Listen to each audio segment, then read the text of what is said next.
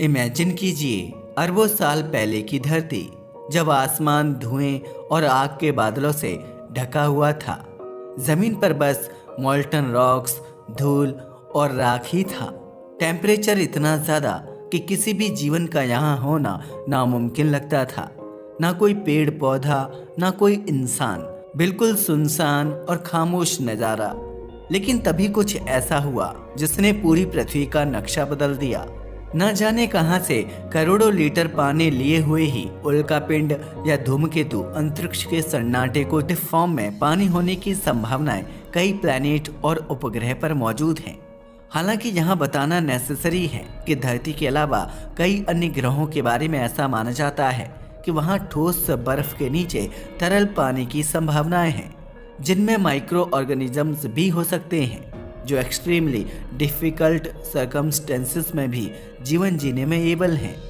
दरअसल यह पानी बर्फ के भीतर इसलिए सेफ है क्योंकि बर्फ की मोटी परत इसे बाहर नहीं आने देती, जिससे यह तरल रूप में ही बना रहता है और ठोस भी नहीं हो पाता।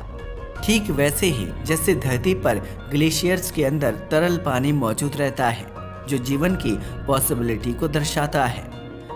ये तो एक अलग कहानी है। अगर आप अदर प्लैनेट पर मौजूद जीवन के बारे में जानना चाहते हैं तो हमें कमेंट करके जरूर बताना, हम आपके लिए इस पर एक अलग वीडियो लेकर आएंगे। लेकिन अब सवाल ये है कि इन प्लैनेट्स और सैटेलाइट्स पर पानी आता कहाँ से है?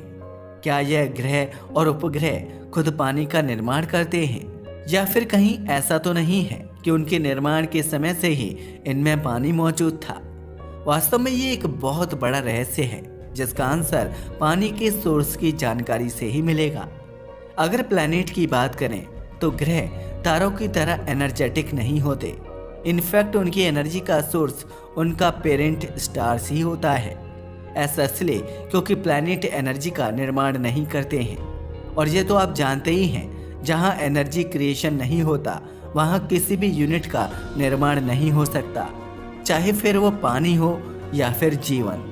यही वजह है कि पानी ही नहीं बल्कि जीवन भी धरती पर किसी स्पेस बॉडी और मीटियोरॉइड के द्वारा आया हुआ माना जाता है। धरती को भी एक एनर्जी स्टार से ही मिली है, तभी तो हमारी धरती स्टार्टिंग में आग के जलते हुए गोले की तरह थी, क्योंकि इसमें इसके पेरेंट्स स्टार सूरज की बहुत ही ज्यादा ऊर्जा कंसंट्रेटेड थी। मगर बाद में जैसे जैसे धरती सूरज से दूर जाती गई तो यह धीरे धीरे ठंडी होनी शुरू हो गई।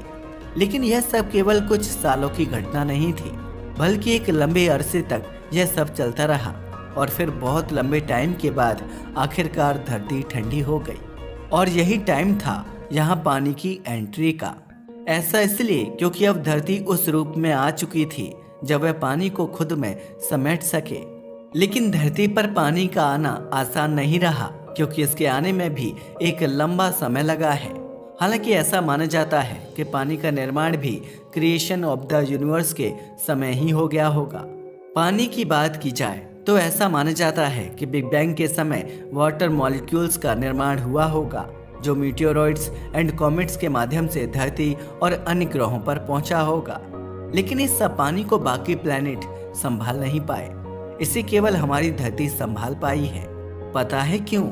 क्योंकि पानी को संभालने का आदर्श माहौल धरती के अलावा और कहीं नहीं था।